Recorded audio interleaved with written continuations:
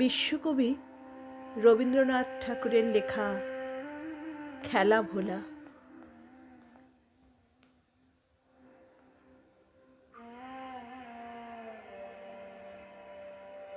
তুই কি ভাবিস দিন রাত্রির খেলতে আমার মন? কখনো তা সত্যি নামা, আমার কথা শোন। সেদিন ভোরে দেখি উঠে বৃষ্টি বাদল গেছে ছুটে, রোদ উঠেছে ঝিলমিলিয়ে বাঁশের ডালে ডালে।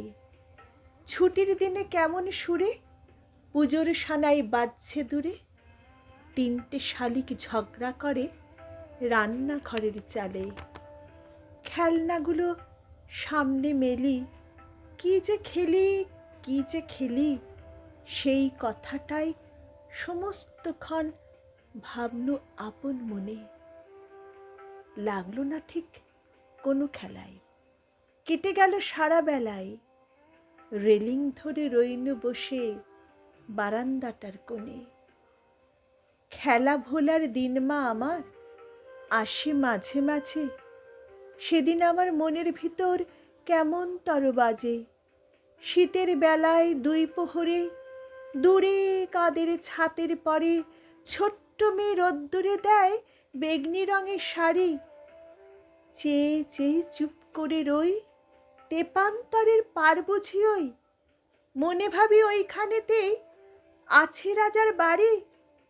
থাকতো যদি মেঘে ওরা পক্ষীরাজের বাচ্চা ঘোড়া, তক্ষুনি যে যেতেম তারে লাগাম দিয়ে কষে।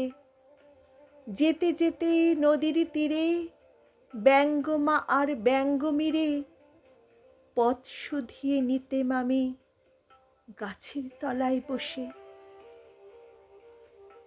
এক এক দিন যে দেখেছি তুই বাবার চিঠি হাতে, চুপ করে কি ভাবিস বসে ঠেস দিয়ে জানলাতে। মনে হয় তোর মুখে চেয়ে তুই যেন কোন দেশের মেয়ে, যেন আমার অনেক কালের অনেক দূরের মা।